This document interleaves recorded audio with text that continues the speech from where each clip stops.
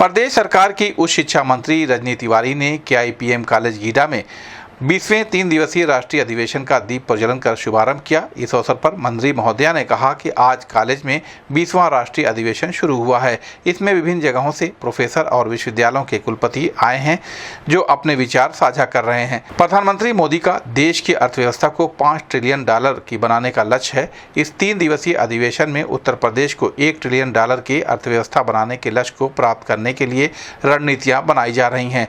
हमारी अर्थव्यवस्था लगातार बढ़ रही है और इस तरह के कार्यक्रमों से हमें और अधिक प्रेरणा मिलती है। इससे सभी छात्रों को लाभ मिलेगा। उन्होंने कहा कि विकसित भारत बनाने के लिए हम सभी मिलकर काम कर रहे हैं। प्रधानमंत्री मोदी ने एक विजन प्रस्तुत किया है कि 100 साल बाद हमारा देश कहां होगा। हम इसी दिशा में काम कर रहे हैं ताकि हमारा देश विकसित राष्ट्र की श्रेणी में शामिल हो सके। इस अवसर पर प्रदेश सरकार के पूर्व बेसिक शिक्षा मंत्री सतीश द्विवेदी, KIPM कॉलेज के संस्थापक इंजीनियर RD सिंह, निदेशक जयवीर सिंह सहित अन्य लोग मौजूद रहे। College of management GIDA, Gorakhpur 9 से 11 नवंबर 2024 के मध्य उत्तर प्रदेश उत्तराखंड आर्थिक संघ के 20वें राष्ट्रीय अधिवेशन का आयोजन कर रहा है और मेरे लिए बहुत ही सौभाग्य की बात है कि इस महत्वपूर्ण राष्ट्रीय सम्मेलन में आप सभी प्रतिभागी विषय विशेषज्ञों एवं शोधार्थी छात्र छात्राओं को अपनी शुभेच्छाएं प्रेषित कर रही हूं।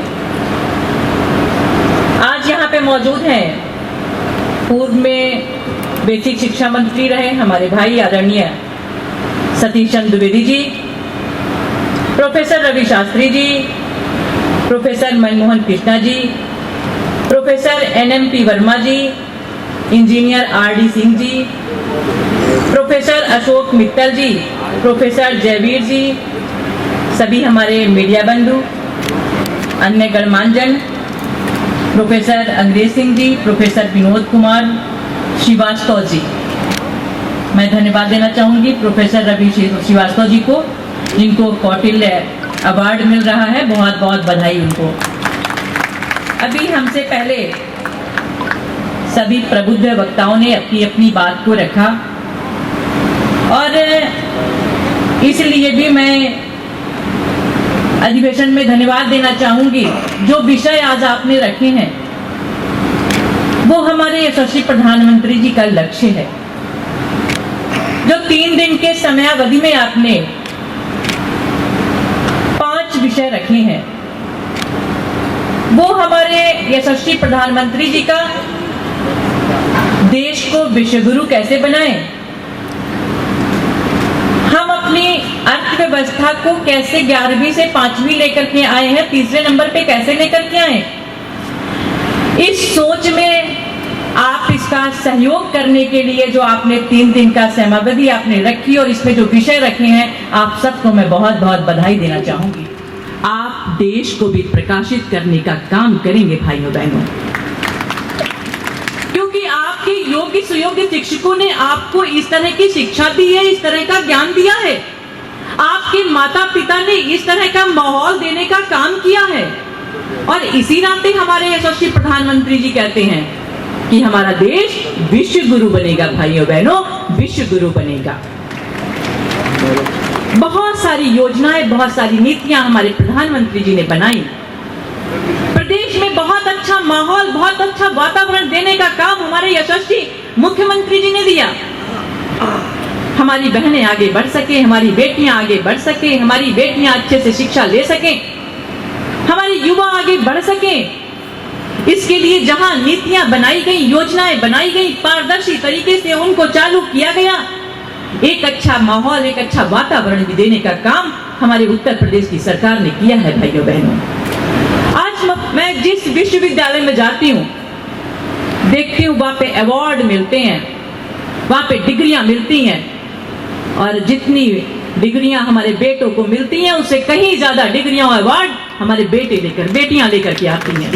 इनकम को डबल करने की, उसको बढ़ाने की बात हो रही है। पहला बेस ये है और उसमें आज हम वेजिटेबल्स के क्षेत्र में, फ्रूट के क्षेत्र में, मिल्क के क्षेत्र में, कई सारे क्षेत्रों में हम दुनिया के अग्रणी देश हैं और जिनके बारे में क्राइसिस थी, चाहे वो दलहन रहा हो, तिलहन रहा हो, या मोटे अनाज रहे हों, उस क्षेत्र में भी अच्छा कर रहे हैं। दूसरा जो इंडस्ट्रियल सेक्टर है, उस पर उन्होंने कहा है हम अपनी पूरी इंडस्ट्री का स्वरूप बदलने की कोशिश कर रहे हैं।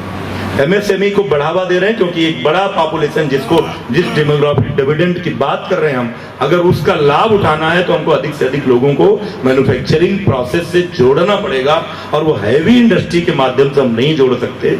इसलिए पूरे देश में एमएसएमई का नेटवर्क खड़ा करने की कोशिश हो रही है। प्रसन्नता होगी आपको जानकर कि केवल उत्तर प्रदेश में 95 लाख एमएसएमई यूनिट्स काम कर रही हैं इस समय। आप कल्पना करिए कि अगर वो 10-10 लोगों को रोजगार दे रहे हों तो उसका कितना परिणाम निकल कर आएगा। मंत्री श्री द्विवेदी जी, यहाँ उपस्थित सभी विद्वान कुलपतिगण, सभी हमारे प्रिय स्पॉन्सर्स, सभी अतिथिगण एवं शोध छात्रों तथा मीडिया के साथियों, आप सभी का KIPM परिवार इस गोरक्ष नगरी की पावन भूमि, कबीर एवं गौतम बुद्ध की धरती पर आप सभी का स्वागत करती है। KIPM परिवार हमेशा यहाँ के मनीषियों, यहाँ के जो हमारे प्रबुद्ध वर्ग हैं, उनका हमेशा स्वागत करती आई है। मैं आभारी हूँगा उत्तर प्रदेश उत्तराखंड इकोनॉमिक एसोसिएशन को कि उन्होंने मुझे ये अवसर दिया कि मैं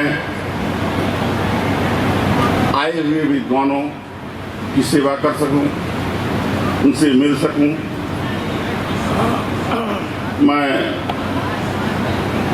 ये भी उम्मीद करता हूं कि ये जो 3 दिवसीय 9, 10, 11 ये सेशन चलेगा, इसमें जो हमारे प्रबुद्ध वर्ग के लोग हैं, रिसर्च स्कॉलर हैं, उनके द्वारा जो पेपर प्रेजेंटेशन किया जाएगा, उससे एक निष्कर्ष निकलेगा कि हम माननीय प्रधानमंत्री जी के द्वारा जो ये टारगेट फिक्स किया गया है $5 ट्रिलियन, और उत्तर प्रदेश को $1 ट्रिलियन जो ये प्राप्त करना है, इसमें हम किन किन बिंदुओं पर चलें कि हम इसको अचीव कर सकें। इस संबंध में गोरखपुर न्यूज से बात करते हुए प्रदेश सरकार की उच्च शिक्षा मंत्री रजनी तिवारी व पूर्व बेसिक शिक्षा मंत्री सतीश द्विवेदी ने कहा, आज 20वां राष्ट्रीय अधिवेशन है उत्तर प्रदेश उत्तराखंड का। 3 दिवसीय ये अधिवेशन चलेगा और इसमें बहुत ही सारे हमने देखा प्रोफेसर बैठे हुए हैं, बहुत बुद्धिजीवी लोग यहाँ पे हैं। हमारी जो प्रधानमंत्री जी का लक्ष्य है 5 ट्रिलियन इकोनॉमी बनाने का, हमें लग रहा है जो इनका ये 3 दिवसीय कार्यक्रम है उसमें हम लोगों को बहुत ही ज़्यादा लाभ मिलेगा। और हमारा उत्तर प्रदेश का है 1 ट्रिलियन इकोनॉमी बनाने का, हम लोग योजनाएं चला करके कार्य कर रहे हैं और हमारी इकोनॉमी बढ़ने का काम कर रही है। लेकिन इस तरह के जब कार्यक्रम होते हैं तो उससे और भी ज़्यादा हम लोग को लाभ मिलता है। तो ये 3 दिवसीय कार्यक्रम है, इससे ज़रूर अमृत निकलेगा, बहुत हम लोग लाभान्वित होंगे। विकसित भारत में भी तमाम बातें आपने कही हैं। विकसित भारत हम लोग बनाने का काम कर रहे हैं। अब जब हम लोगों ने आज़ादी का अमृत पर्व हम लोग मना रहे हैं, तो प्रधानमंत्री जी ने उसके लिए नीतियां बनाई, योजनाएं बनाई कि जब 2047 में आज़ादी के 100 वर्ष पूरे होंगे तो उस समय हमारा देश कहाँ पे होगा। उस समय हम पूर्ण विकसित देश की श्रेणी में आ जाएं, इसके लिए हम लोग कार्य कर रहे हैं। हमारी योजनाएं बन रही हैं, पारदर्शी तरीके से हम लोग योजनाओं को चलाने का काम कर रहे हैं, जिससे हमारा भारत सशक्त बने, हमारा विदेश विकसित हो, उसको लेकर के ही हम लोग कार्य कर रहे हैं। भारत का ये जो 20वां वार्षिक सम्मेलन है, इसमें हमारे प्रधानमंत्री जी ने देश के अमृत काल में जो भारत को 2047 तक एक विकसित देश और उसके लिए भारतीय अर्थव्यवस्था को $5 ट्रिलियन की अर्थव्यवस्था बनाने का लक्ष्य रखा है, उसको कैसे ज़मीन पर उतारें, कैसे हमारे यूनिवर्सिटीज़ में, कॉलेजेज में हमारे रिसर्च स्कॉलर, प्रोफेसर्स उस पर काम करें कि सरकार का यह लक्ष्य किन योजनाओं के माध्यम से पूरा हो सकता है।